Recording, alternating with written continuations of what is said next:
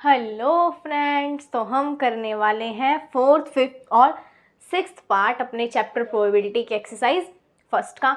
वही चीज़ फिर से, प्रोबेबिलिटी क्या होती है, किसी चीज़ के होने के चांसेस कितने हैं, वो हमने इस चैप्टर के अंदर सीखना है। बहुत सिंपल क्वेश्चन है ये। तो देखो क्या कह रहा है, which of the following can't be the probability of an event, कि इनमें से कौन सी जो है किसी इवेंट की प्रोबेबिलिटी नहीं हो सकती, ये चीज़ पूछ रहा है।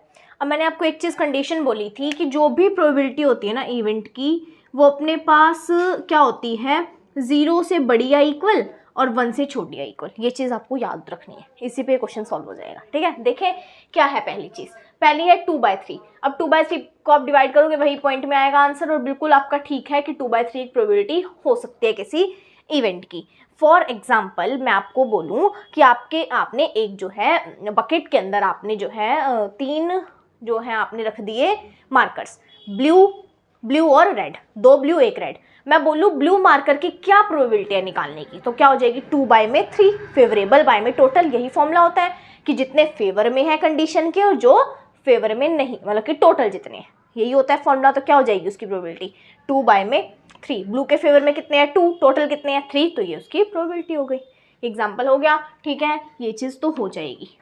कांट भी पूछिए तो वही टिक करेंगे जो नहीं है। ठीक है, ये तो है -1.5।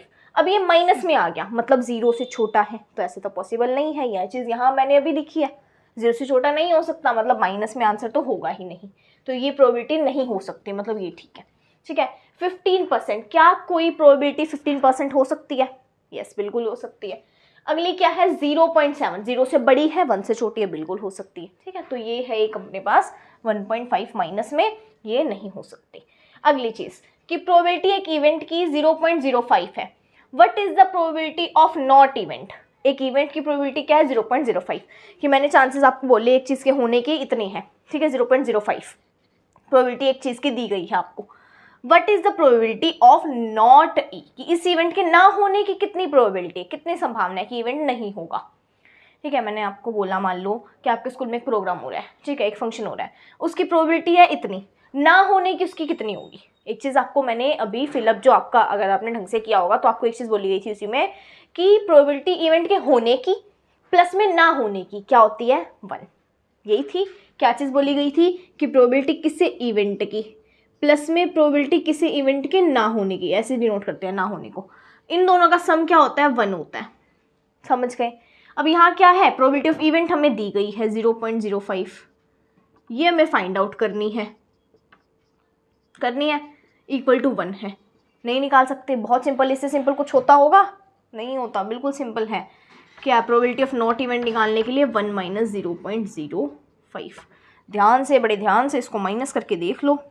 0.05, 10, 9, देखो इतनी सी माइनस भी मैं करके दिखा रही हूँ आपको।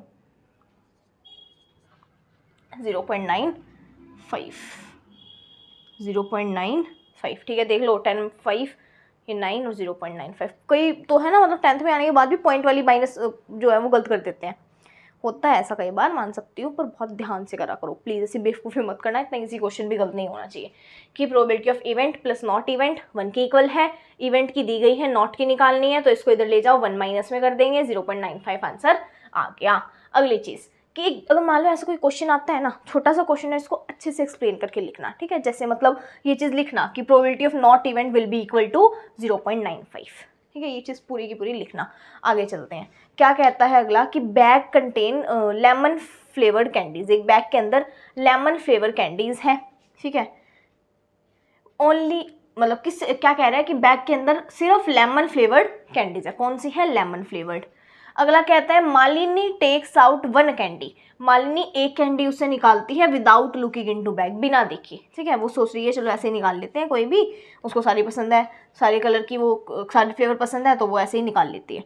What is probability that she takes out, क्या प्रोबेबिलिटी है कि वो ऑरेंज फ्लेवर्ड कैंडी निकालेगी, दूसरे में क्या बताना है कि लेमन फ्लेवर्ड कैंडी निकाल लेगी। अब देखो पहली चीज क्वेश्चन में क्या मेंशन कर दी, ये वर्ड सबसे मेन है।